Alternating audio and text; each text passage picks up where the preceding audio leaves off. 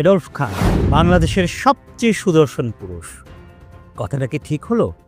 আসলেই কি তিনি সবচেয়ে সুদর্শন পুরুষ? বলা যায় তিনি সবচেয়ে ভাইরাল পুরুষ। সোশ্যাল মিডিয়ায় হঠাৎই ঝড় বাংলাদেশের এক তরুণ, যার নাম এডলফ খান। তিনি নাকি বিশ্বের সবচেয়ে সুদর্শন পুরুষ। শুনে আপনিও চমকে উঠলেন?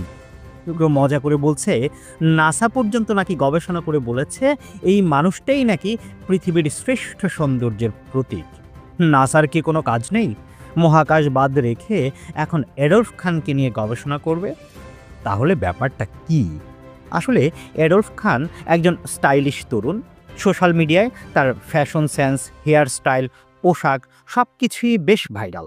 এই ভাইরাল দৌড়ে এগিয়েছিল একসময় জায়েদ খান নামে এক পিকুলিয়ার ক্যারেক্টার। হাসিনা পতনের সাথে সাথে সেই খান সাহেবও যেন লুকিয়ে আছেন কোনো এক গর্তে। সেই সুযোগে ভাইরাল জগতে রাজত্ব করছেন এডলফ খান। কেউ কেউ তাকে পুরুষ বলতেই নারাজ। তার পোশাক ও চলন বলনে একটা মেয়েলি প্রভাব রয়েছে। কেউ কেউ তাকে থার্ড জেন্ডারও ভেবে থাকে। কিন্তু মজার বিষয় হলো তিনি বিয়ে করেছেন সম্প্রতি একটি সুন্দরী রমণীকে, যা আসলে কোনোভাবেই খাপ খাওয়াতে পারছেন না নেটিজেনরা। এবার আসি তার অ্যাওয়ার্ড প্রসঙ্গে। আসলে তিনি পেয়েছেন Bangladesh most stylish fashion award. মানে হলো এডলফ খান স্টাইল ও ফ্যাশনের জন্য অ্যাওয়ার্ড পেয়েছেন, সুদর্শন পুরুষ হবার জন্য নয়।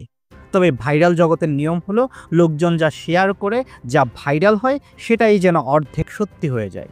তাই বলতেই হয় এডলফ খান হয়তো সবচেয়ে সুদর্শন পুরুষ নন, কিন্তু সবচেয়ে ভাইরাল পুরুষ হওয়ার দৌড়ে ঠিকই এগিয়ে আছেন। আপনার কি মনে হয়? সুমন সালাউদ্দিন, জিরো টিভি, বিনোদন ডেস্ক।